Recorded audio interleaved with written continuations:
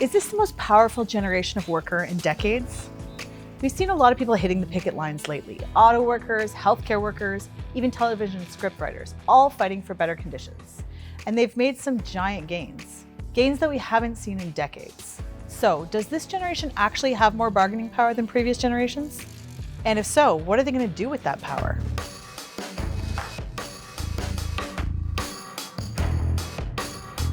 One of the main factors here is the number of people working in the country. There are simply not enough workers to fill all the jobs out there. We are looking at a prolonged period, something like 20, 25 years, of having a shortfall in the number of Canadian-born workers, fewer people entering the labor market than exiting the labor market, a combination of baby boomers retiring or birth rates having dropped for the last few decades. To protect the picket lines, the workers throw up a barricade of 2,000 cars, buses, and trucks around the plant. The last time we saw these kind of widespread labor shortages was in the wake of the Second World War in the 1950s. We were dealing with labor shortages and price inflation, and that was the era where unions started to be formed in the manufacturing sector, which was the driver of the economy. That switch from a wartime economy to a civilian economy centered on the manufacturing sector. We're here in Montreal, where a lot of the unions have joined together to try to negotiate a better deal with the province. Nearly 500,000 workers walked out on their job to try to put some pressure on the government to negotiate a better deal. I've had enough for a long time, and it was time that, we get out in the street and actually express ourselves. We don't ask for something that is not due to us. It's something that we deserve to have, not only for us, but for those who are coming behind us, who will enter the system. So when there aren't enough workers to do the work, they tend to have the upper hand. But right now, those same workers are also dealing with something else. You may have heard there's a little bit of issue with inflation. Once inflation started to spike in 2021, wages really started to fall behind. And after 2 years of persistently high inflation, workers were really struggling to stay afloat. And so I think you saw lots of workers looking to their unions as vehicles to help them not only catch up, but to get ahead. Partly it's the pressure of inflation, forcing people to come together to say, hey, we've got to work together collectively because I can't live on these wages. I'm losing ground. I may lose my home. That urgency makes people want to bargain together more. A shortage of workers, high inflation, that's a recipe for unions to gain momentum. The fact that most of us are really young, we have the power to decide if we want to stay or leave. We have so much time ahead of us. If we don't get what we want, I think most of us are going to leave. We're going to go either to a different career or to the private side. Okay, so these are the right economic conditions for unions, but there's more at play.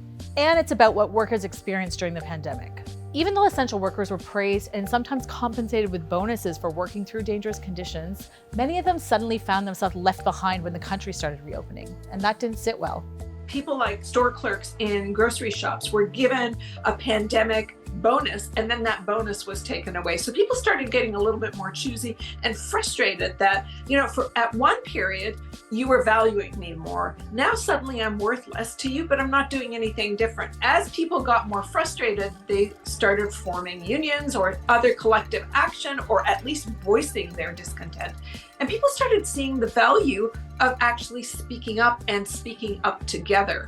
In a way, it's not surprising that workers who were held up as heroes during the pandemic aren't content to just go back to living paycheck to paycheck without paid sick days. There are a lot of reasons we're seeing more labor action, but it's not just action. We're also seeing a lot of wins. We saw auto workers win back cost of living allowance. Unions are on the march. They're using the right to strike to up the ante and to deliver big wins for workers. Port workers, municipal employees, frontline grocery clerks, and workers in other sectors have fought back and negotiated better deals. And these big moves have inspired workers in other industries that haven't traditionally been unionized. Union militancy can be contagious. If a group of workers make a significant breakthrough around wages, working conditions, benefit entitlements, you're going to see workers in similar workplaces and in different areas of the economy demanding the same.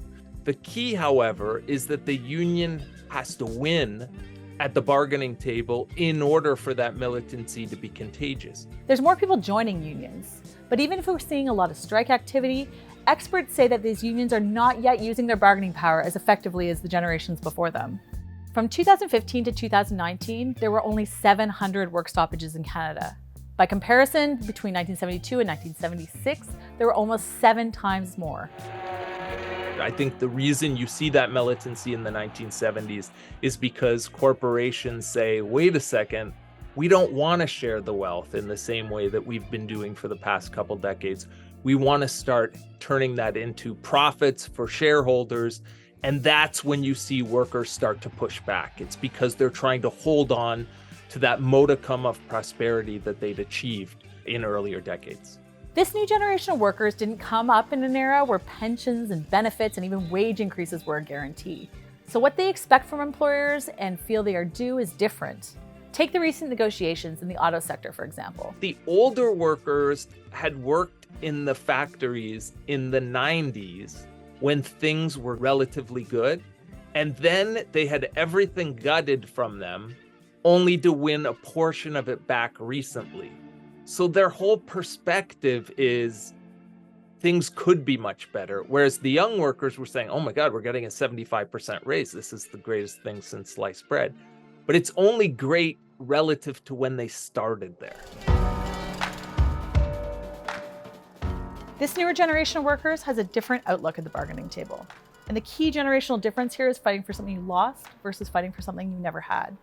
A lot of people my age are growing up and, they're realizing they don't have any hope to actually, get a house, feel secure having a family.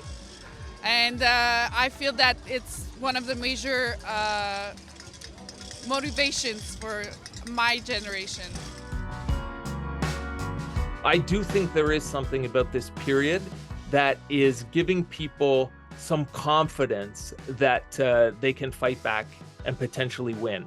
Because frankly, they don't have much to lose. I pretty much make the same amount of money I made 10 years ago. And of course, as you know, the inflation has gone up so much. It's getting harder and harder to make ends meet. It's such a legacy that the other generations left us. We have a duty to defend it and uphold these values. We're not doing this for fun. We're doing it for a good reason. And it's not only for the salary, it's also for the conditions into which we are working. When there isn't much to lose and cost of living doesn't seem to be cooling, this surge of workers unionizing and willing to strike for what they want could continue. After decades of declines in the rate of strike activity in Canada, we're finally seeing a reversal of fortunes, and that unions are more willing to take strike votes, to walk the picket line in order to fight back in their workplaces. I think the relationship between strike activity and the rate of inflation is really key. People are realizing that there is power in collective action, and it is a very attractive idea that I don't have to do all of it all on my own, that together we are probably stronger. And I think people are just starting to discover that in a new generation. Good for them.